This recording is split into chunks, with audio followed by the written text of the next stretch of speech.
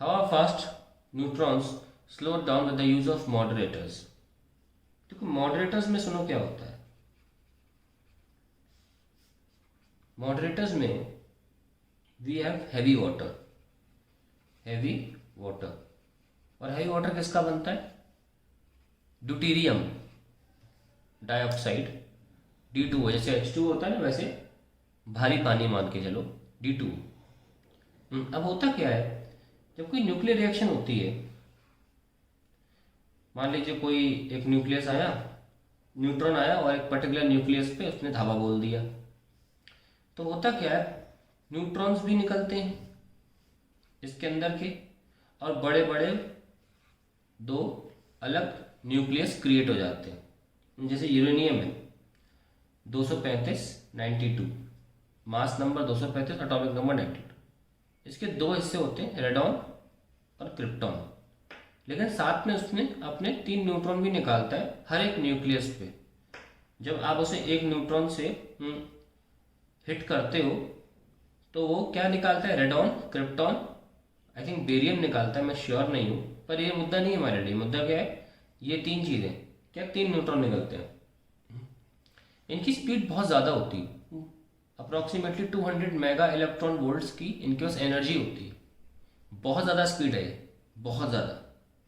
आपको निकाल के देखूँ, देखो ½ mv² एनर्जी है ना, तो इस एनर्जी की काइनेटिक एनर्जी देख लो कितनी होती है, 200 मेगा इलेक्ट्रॉन वोल्ट। और ये मास किसका होगा? न्यूट्रॉन का होगा ना। तो स्पीड देख लो 400 हो जाएगी। मेगा मतलब 10⁻⁶, और electron volt divide by mass of neutron. ना electron volt divide mass of neutron approximately बताता हूँ कितना आता है।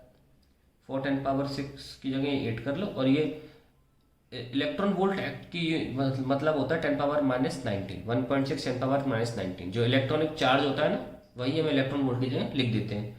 और मास ऑफ न्यूट्रॉन को एक तरह से प्रोटॉन के मास के बराबर मान लें, क्योंकि न्यूट्रॉन का मास और प्रोटॉन का मास बहुत आसपास होता है, बहुत आसपास। तो मास ऑफ प्रोटॉन भी ले सकते हैं, पर बताता हूँ, न्यूट्रॉन भी ले लो। ये एक फेमस वैल्यू है जो चेंज नहीं होती, तो उसकी वैल्यू लिख देता हूँ 9.58 10⁻⁷। ये लिख दिया मैंने। क्या चार्ज टू मास रेशियो लिखा किसका? न्यूट्रॉन का, ये लिख दिया। तो आप खुद देख लो कितनी वैल्यू है। इसको 10 मान लें, 40 10⁻15, या आप इसको 4 ले लो, 10⁻14 कर लो। अब देखो स्पीड कितनी आ गई, वी कितना आ गया, 2 10⁻7। अब आप स्पीड देख लो कितनी कर है ना, स्पीड बदल। तो मॉडरेटर का काम सुनिए क्या होता है। मॉडरेटर का काम होता है कि इन न्यूट्रॉन्स को इस भयानक स्पीड से उड़ जाने से रोके, ताकि आगे जो न्यूक्लियर रिएक्शन हो वो इन्हीं से हो जाए, इन्हीं से हो जाए। तो इन्हें स्लो डाउन करता है, वो इन्हें स्लो डाउन करता है। तो मॉडरेटर का काम होता है स्लो डाउन करना या बिल्कुल ही रोक देना। ठीक है।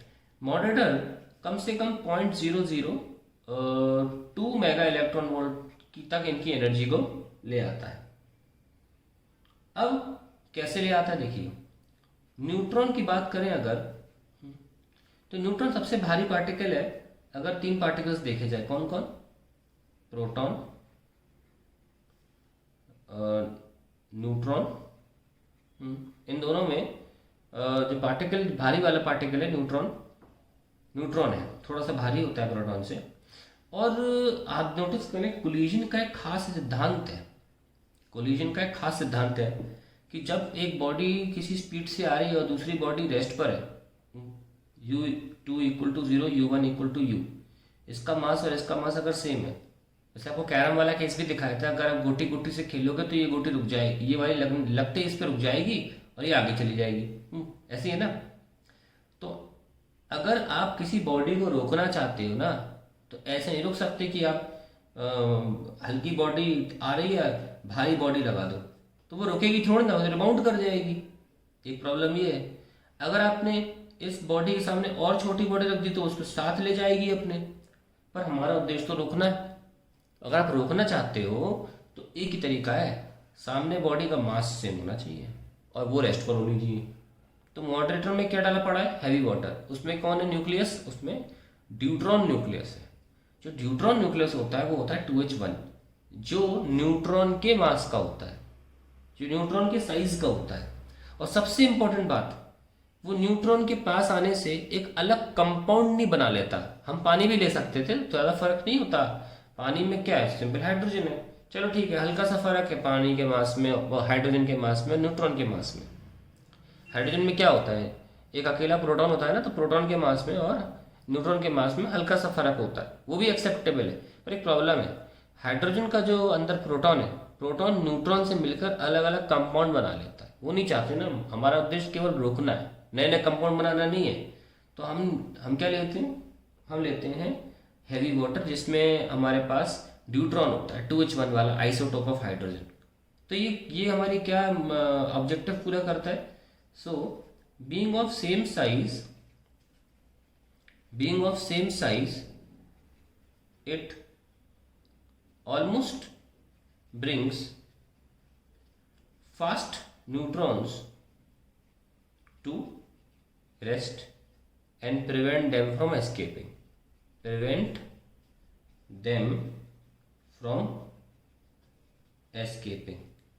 तो अब आप समझ गए होंगे कि how fast neutron slow down. पूरी मैंने कहानी बता दी आपको, क्यों करते हैं, ताकि ये फर्दर रिएक्शन में यही वाले काम आ जाएं। ये इतनी स्पीड में होते हैं कि भी भाग जाते हैं। इनको रोकना है तो फिर आपको मॉडरेटर का इस्तेमाल करना पड़ेगा। मैंने बताया कि हैवी वाटर यूज़ करते हैं, नॉर्मल वाटर यूज़ नहीं करते। नॉर्मल वाटर भी यूज़ करते हैं, लेकिन इस मामले में नहीं। कई जगहों पर क्या होता है, पैसा बचाने के लिए नॉर्मल वाटर यूज़ कर लिया जाता है, ठीक है, लेकिन ध्यान रखते हैं कि बस नए कंपाउंड ना बन जाए। तो अगर कोई पूछे कि क्यों यूज़ नहीं करते पानी, तो उसका मेन प्रॉब्लम यही है, साइज इशू नहीं है, साइज तो ऑलमोस्ट सेम ही है।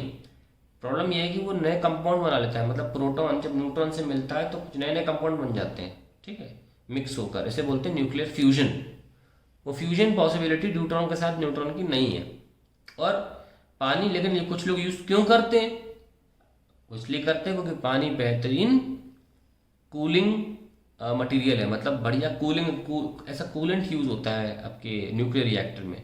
तो वो दोनों ऑब्जेक्टिव पूरे कर देता है, कूलेंट का भी काम कर देता है और साथ साथ मॉडरेटर का भी काम करता है। लेकिन फिर भी अक्सर सवाल ये पूछा जाता है, why deuteron is preferred over proton, या heavy water is preferred over normal water in case of nuclear reaction. उसका मेन ये रीज़न ये है कि वो नए कंपाउंड बना लेता है। और हम फिजिक्स, उसकी जो 11th क्लास की वर्क एनर्जी फिजिक्स है, वो ये कहती है कोलिजन के मामले में कि भाई अगर से साइज सेम होगा तो उसे रोकना पॉसिबल है।